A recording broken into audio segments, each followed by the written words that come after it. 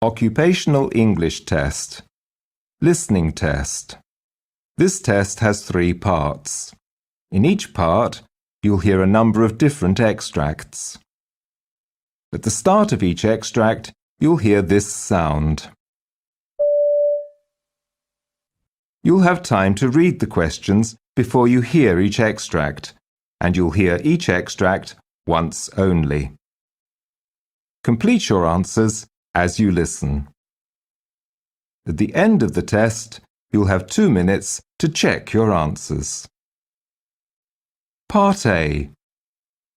In this part of the test, you'll hear 2 different extracts. In each extract, a health professional is talking to a patient. For questions 1 to 24, complete the notes with information you hear. Now, look at the notes for extract 1.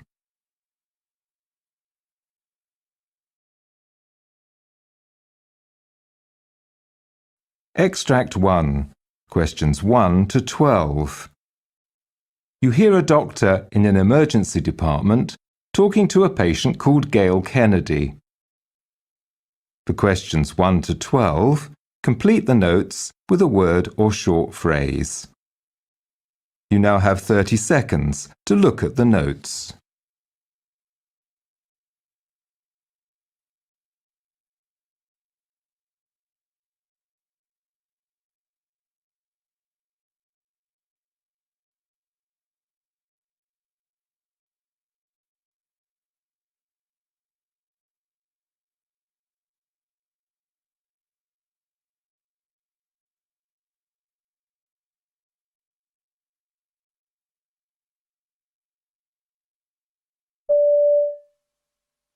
Mrs. Kennedy? Yes. I'm Dr. Jarvis. Hello. Sorry to keep you waiting. Okay. Now, can you tell me what's brought you here today? Well, I got back from holiday 2 weeks ago and I've been feeling awful ever since. It was a long-haul flight because we'd been to South America. Oh. And when I got back, I felt awful. I thought it must be jet lag, but brutal. Much worse than I remember having before. Anyway, I thought I'd get over it, but it actually got worse. After a few days, I was getting bad chills and non-stop shivering and achy muscles. I just felt lousy. I mean, normally I'm pretty healthy. I don't get a lot of illnesses. So I started to worry. I thought maybe I got meningitis. Right. So I rang the doctor. When I told him where I'd been, he said I should come in and see him because it might be malaria. So I said, well, it can't be because I've been taking Malarone. I started on that 2 weeks before going away. I tried Lariam a few years ago, but it gave me really odd dreams, so I didn't want to take that again. Anyway, the doctor said some sorts of malaria are resistant to these drugs, and I know I did get a few bites when we were there. He gave me some pills to take for 3 days, just in case it was malaria. Right. Can you tell me what they were? Oh, art something? Artesunate. That's right. And something else. Hang on, I've got the box here. Mefloquine. Okay. So I went home and I took the pills, but I didn't feel any better. In fact, I got worse. I felt really weak and I was sweating buckets, just dripping with it.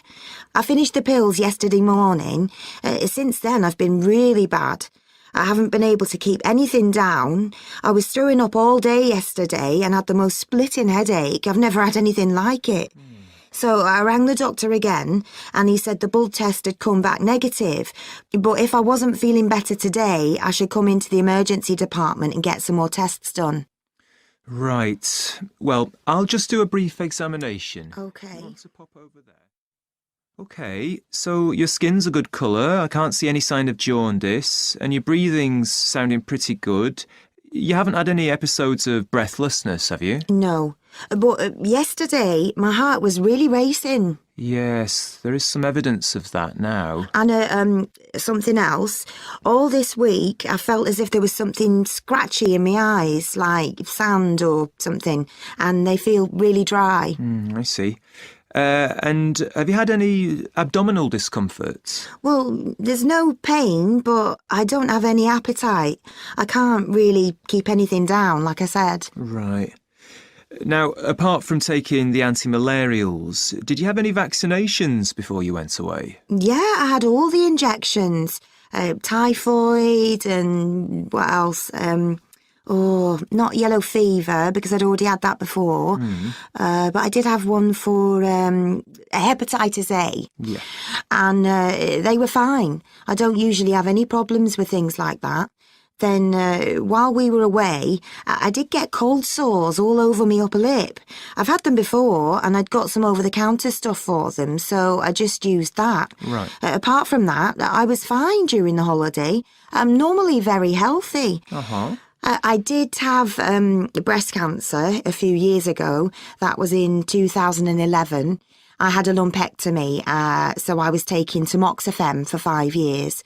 But I don't have to take it now. Okay. So it's possible that this might be a reaction to certain drugs, but we'll need to do some more tests first.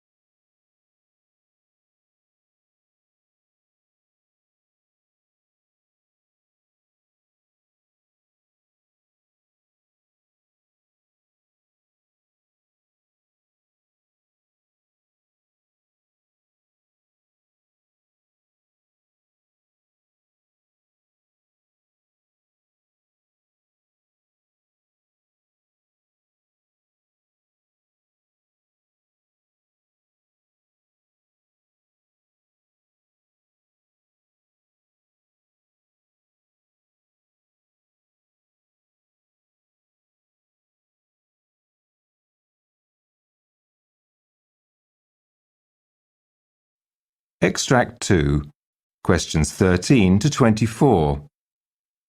You hear a rheumatologist talking to a patient called Harry Davis, who suffers from gout and is attending for a medication review.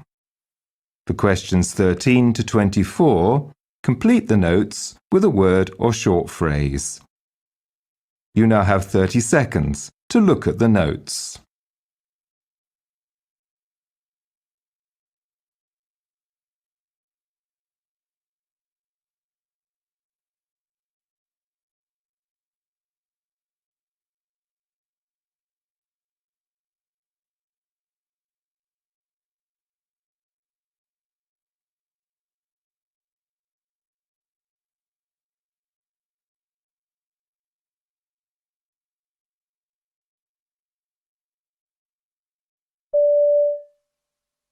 Now, Mr. Davis, I understand your GP has referred you to me so that we can review the medications you're taking for your gout. That's right.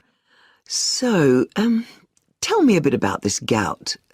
When did it start? Well, my first serious attack was last year. My wife and I were on holiday and I woke up one morning with a really bad pain in my left knee. Well, I never thought of gout because I always assume that just happens somewhere like your big toe, and anyway, I'm only 40. I thought it was something only old people get. So anyway, it was all red and swollen, and I decided it must be an insect bite. But I couldn't think how that might have happened, without me feeling something at the time. Or my wife suggested it might be something to do with the pills I take for my cholesterol. Unlikely, I think. But anyway, the pain didn't get any better. In fact, quite the opposite. I started to get frightened because I thought it might be a sign of something really serious. It was excruciating. So my wife thought I needed to get some help. So she phoned the local clinic and told them about my symptoms. They told her to bring me in. It was a good thing she was there. I was in too much pain to drive.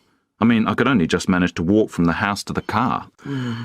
Anyway, when we got there, the doctor took a look and said he wanted to take a blood sample. He said it might be an emergency because it looked as if it could be septicemia. So then we got really frightened. But about an hour later, they came back and said no, it wasn't, thankfully. But they thought I had gout. So actually at that stage we were quite relieved. Yeah, I can imagine. And the doctor asked if I'd ever felt anything like it before. Well, actually, then I remembered that in the winter I play quite a bit of rugby and sometimes I'd get some soreness in the same place the day after, but I just thought I'd sprained it or something, and it would go away after a couple of days.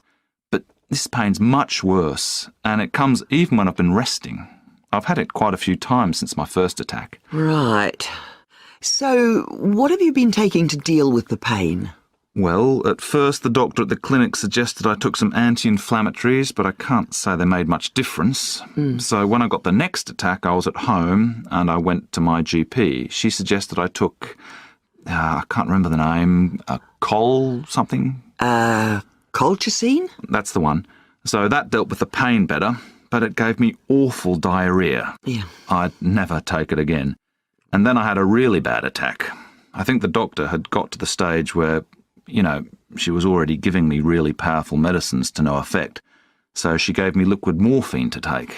It made me feel quite sick, actually. And I was a little bit away with the fairies, walking around not quite knowing where I was. Right. Did you try any other sort of treatment apart from the medications? Yes, my GP said I could try using an ice pack, and that did make a bit of difference, but you can't have it on all the time. So anyway, after that, she said, let's try allopurinol, see how you get on with that. So I started taking that, but I didn't get on with it.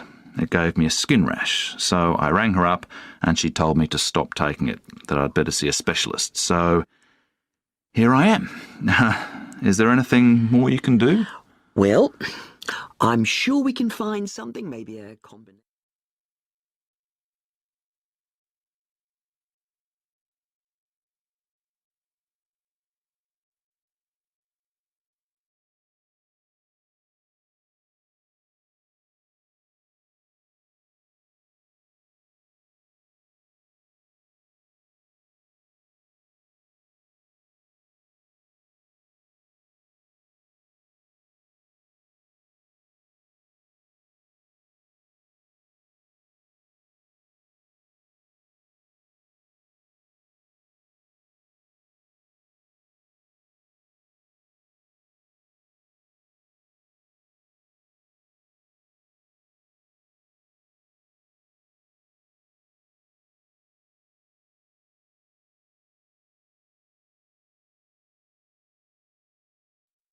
That is the end of Part A. Now look at Part B. Part B. In this part of the test, you'll hear 6 different extracts. In each extract, you'll hear people talking in a different healthcare setting. For questions 25 to 30, choose the answer A, B or C, which fits best according to what you hear. You'll have time to read each question before you listen. Complete your answers as you listen. Now look at question 25. You hear a patient talking to a dental receptionist. Now read the question.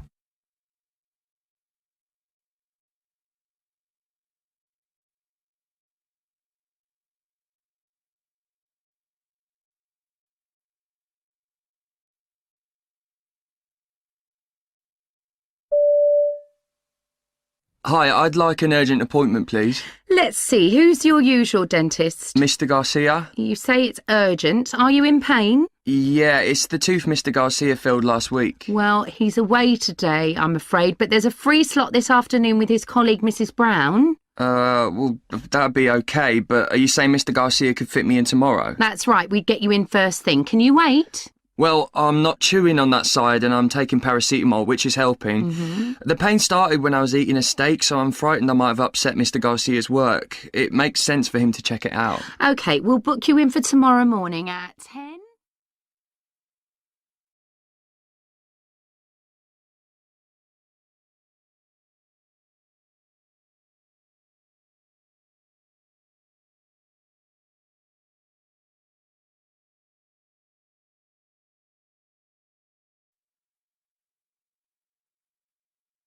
Question 26. You hear part of a presentation to nursing staff about an extension to visiting hours. Now read the question.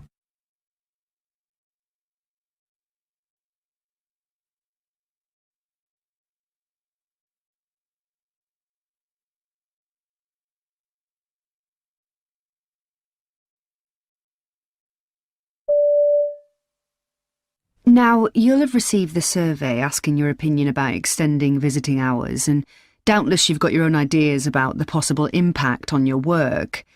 You're probably aware of the evidence pointing to the positive effects on patient recovery rates of increased contact with loved ones. This isn't in question, but of course things must be managed properly. I've heard concerns about how busy everyone is, that you've got enough on your plates without having to worry about extra demands from visitors. Well, we've carefully planned things to prevent you being overrun with queries, interruptions and so on. Visitors will be given a list of do's and don'ts outlining what's expected of them. Meanwhile, managers will be monitoring things carefully to make sure routines aren't disrupted at all.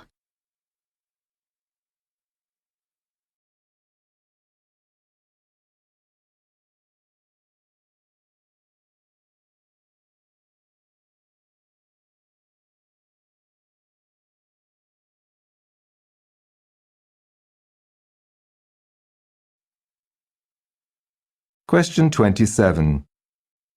You hear a surgeon discussing a patient with a nurse in the recovery ward. Now read the question.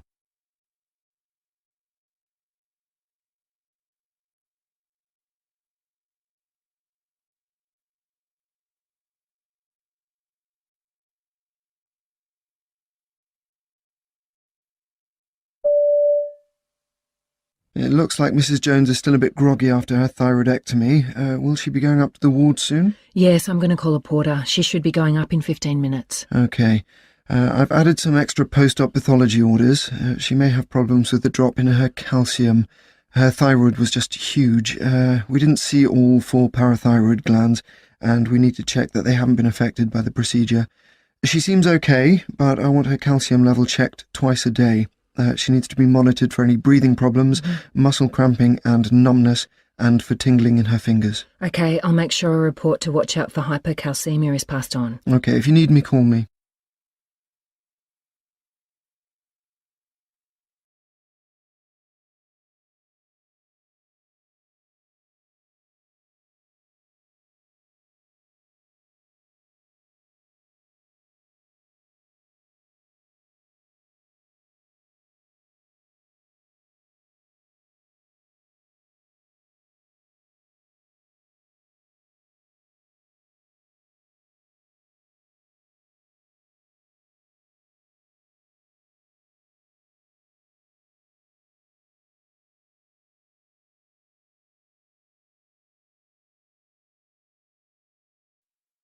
Question 28.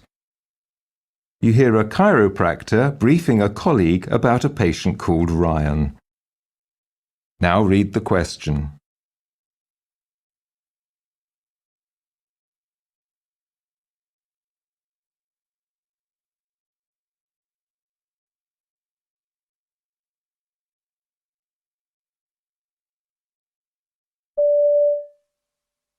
Today we're going to start with Ryan. He's 2 weeks post-surgery for a torn rotator cuff.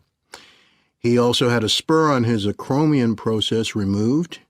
This is his first time in rehab post-surgery, I believe. That's correct. Okay, so today we're going to begin utilizing high-frequency vibration to break up the scar tissue forming in his left shoulder joint following the surgery. We're going to do each of his treatments that way, so you'll see a progression over time, how we get him back to a point where he's able to live his normal life. Movement's the key to rehabilitation, and this treatment resonates with the nerves too, so it should eventually help them heal quicker and reduce his discomfort.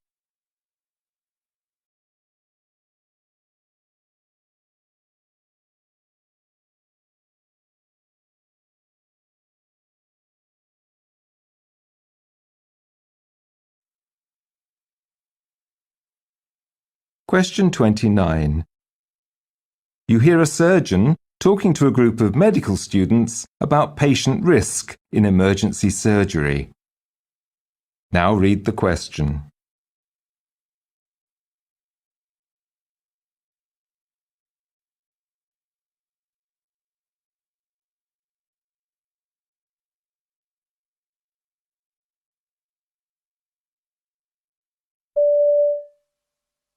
If you look at the risks of elective surgery, they're really very low compared to emergencies.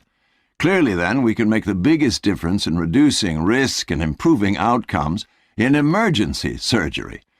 Our mortality outcomes here are actually below average. We're at 8% compared to around 13% nationally. The emergency patients I handle tend to be older, so they're at higher risk. And when they come in, we haven't got long to prepare them in order to reduce any risks, maybe an hour or two. In terms of patient safety, every minute, every half hour we can use to get them ready counts. That's because the patients we're thinking about are prone to developing post-operative complications, given that they have a range of associated heart, kidney, and lung problems.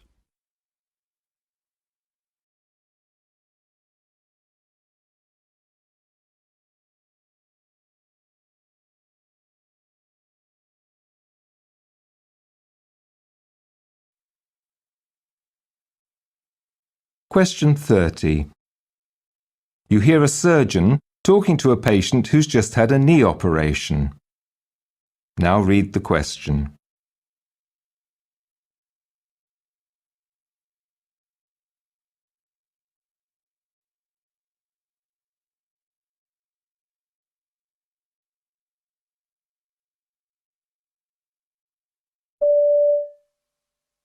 How are you feeling, Mr. Shaw? Oh, exhausted. But the painkillers must be working. I can't feel my knee as you predicted. You're bound to feel weary after an operation. It went well, though. We cleaned out loose cartilage from the joint. You can go home now. Oh, thanks. I had an arthroscopy on the other knee several years ago, so I know what it's like. The idea that it gets done in less than a day is still pretty mind-boggling, though. You'll need crutches for 2 weeks, but you should be walking okay within a month. Oh, good. Give it 4 months before you put any serious impact on it, though. 4 months? After my last stop, I started running again within a month. Thinking about it, though, I guess I paid for it. That knee had a lot of niggles for months afterwards. Yeah, if your body's hurting, it's telling you something. Okay.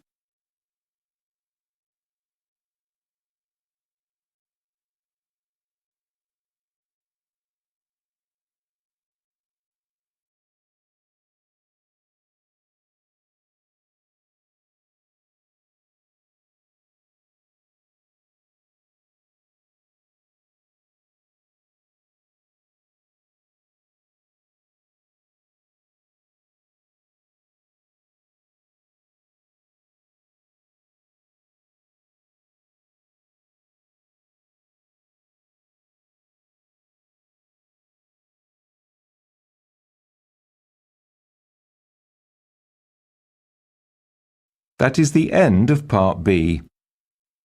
Now look at Part C. Part C. In this part of the test, you'll hear 2 different extracts. In each extract, you'll hear health professionals talking about aspects of their work. For questions 31 to 42, choose the answer A, B or C, which fits best according to what you hear. Complete your answers as you listen. Now look at Extract 1. Extract 1. Questions 31 to 36. You hear an interview with Dr. Helen Sands about her work with patients who are learning to cope with amputation. You now have 90 seconds to read questions 31 to 36.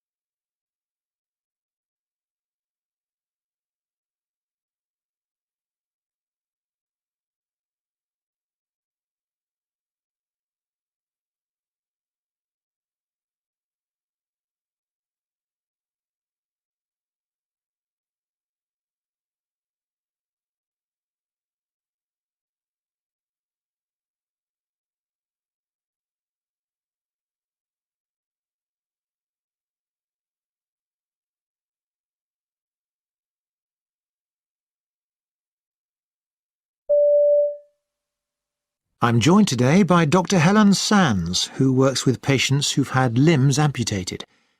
Now, amputation is an extremely traumatic experience for patients. Helen, in your experience, how do younger patients tend to react to it? Well, in a range of ways, depending on whether the loss was expected, if it was due to chronic illness, or to something sudden like an accident. One of my young patients in that situation, let's call him David, said losing his leg suddenly was like the pain of an unexpected death in the family. And although this didn't really apply to him, for many young people, even watching a football game can make them feel shut out of activities they once took for granted. But then others come to terms with the fact that for them, normality will be something different from what it was before the operation. And patients can still suffer pain from a missing limb, can't they, even after the limb's been amputated? What's called phantom limb syndrome. How common is this?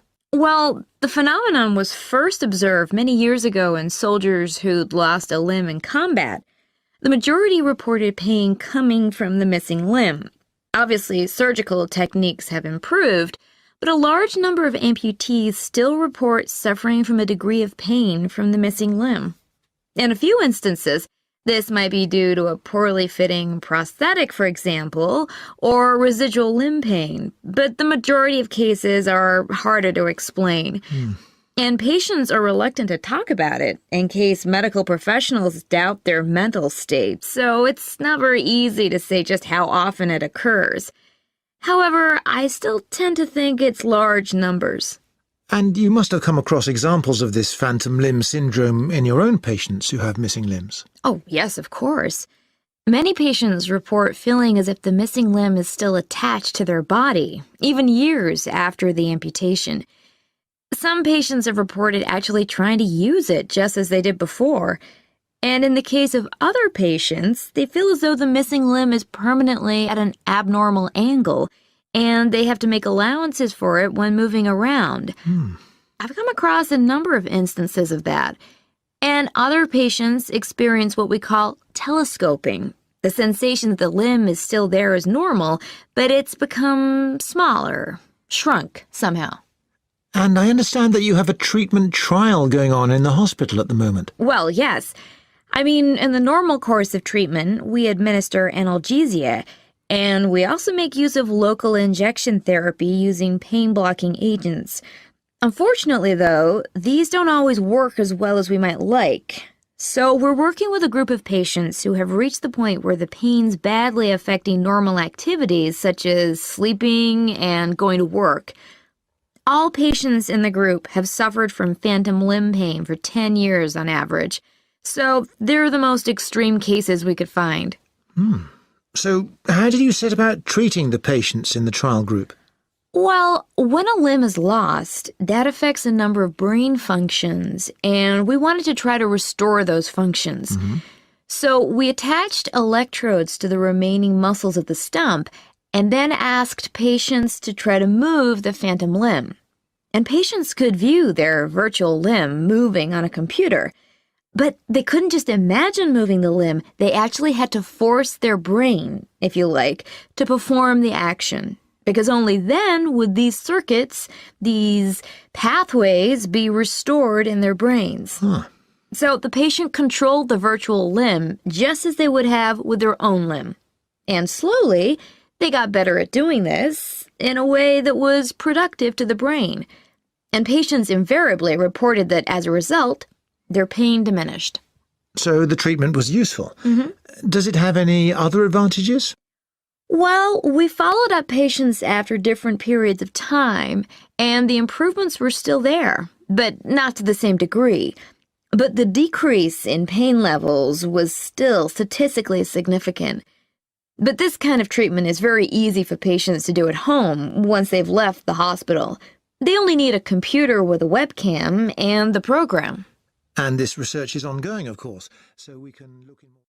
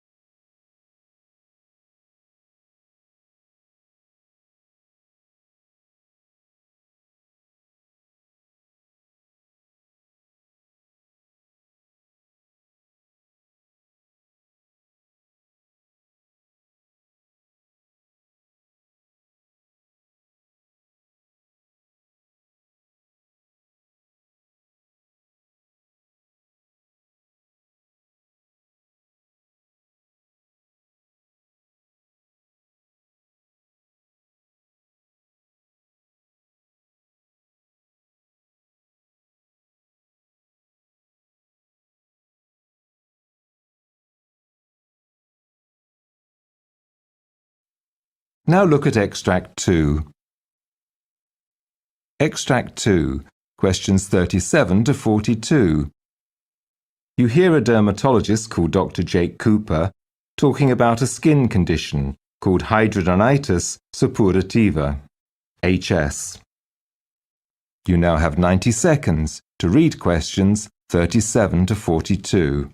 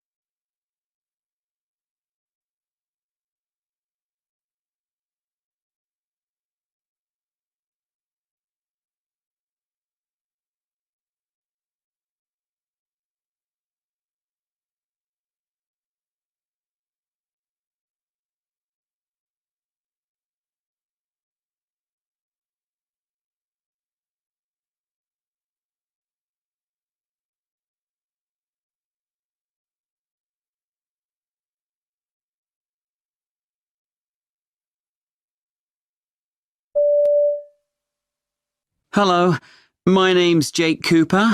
I'm a dermatologist, and I'm going to talk about a skin condition called hidradenitis suppurativa, commonly abbreviated to HS.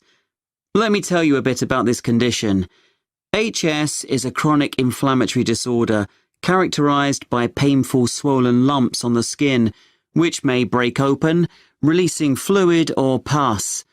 It's also called acne inversa, and in fact, sufferers often think they've got acne or pimples. But unlike acne, HS affects apocrine gland-bearing sites, in particular the armpits and the pubic regions. It's not a very well-known disease in the medical community, which is surprising, as it affects about 1% of the population, and early occurrences are commonly misdiagnosed as simple nodules or abscesses. This is unfortunate, as the condition can be very distressing for the patient. We don't know exactly what causes HS, though it seems to be linked to blocking of the hair follicles in the affected area. It tends to occur most often in younger females, and it's often found in patients who are overweight. Studies carried out into a possible link between deodorant use and HS have so far been inconclusive, but the condition is more prevalent amongst smokers, and there's some evidence that nicotine may affect the follicles. Patients sometimes worry that they've caused the condition by shaving, or possibly by using depilatory creams, but there's no evidence that either is a contributing factor. Let me tell you about one case I encountered recently. This was a 22-year-old woman called Sophie, who came to see me because she had a number of painful boils in her groin. These had been occurring with fluctuating severity for the previous 3 years. When I questioned her further, I learnt that she'd previously undergone incision and drainage of various lesions on multiple occasions at various medical centres. She also told me that she'd taken a course of an unknown oral antibiotic to treat an abscess about 2 months earlier. So I was able to put 2 and 2 together and make a connection with HS. Then we could start to think about the right sort of long-term treatment for her. When treating patients with HS, it's important to be aware of the impact it can have on them. Many studies have confirmed that patients with HS commonly experience depression as a result of their condition. Additionally, HS has a significant psychosocial impact. Patients reported feeling unworthy and unlovable, and described their lesions as ugly, smelly, and embarrassing. In some cases, symptoms may spontaneously resolve themselves for long periods of time. But both doctor and patient need to remember that there could be a flare-up years or even decades later, and that currently, treatment is limited to finding a way to manage the condition. HS may present itself in younger patients too. In another case, I saw a 14-year-old girl called Emily, who came to see me with her mother following a diagnosis of HS by her GP. We needed to confirm the diagnosis and decide on the most appropriate treatment. Her mother expressed concerns about what she referred to as Emily's unappealing hygiene. This was said in front of the girl. Now, we know that HS is notably not due to poor hygiene. While HS is a skin disease, it's happening lower in the dermis than just the surface level. In this case, Emily had a lesion on the mons pubis, which required surgical intervention. Following incision and drainage, her condition improved, but this does illustrate the need to consider not just the patient, but also the attitude of family members. In general, when it comes to treatment, once we make a diagnosis, there are multiple therapies indicated, depending on the severity of the disease and patient presentation. One thing patients often ask me is whether they need to make changes to their diet. One small-scale study followed 12 HS sufferers who cut out beer from their diet, together with other foods containing yeast, such as bread and some types of cake. And this did appear to have an effect on their symptoms. It's also known that overproduction of one group of hormones called androgens may contribute to the symptoms of HS. These hormones are linked to insulin, and foods such as milk and cheese can raise insulin levels. So reducing these types of foods might be helpful. However, a controlled diet, which leads to weight loss, is certainly recommended for patients who are overweight or obese.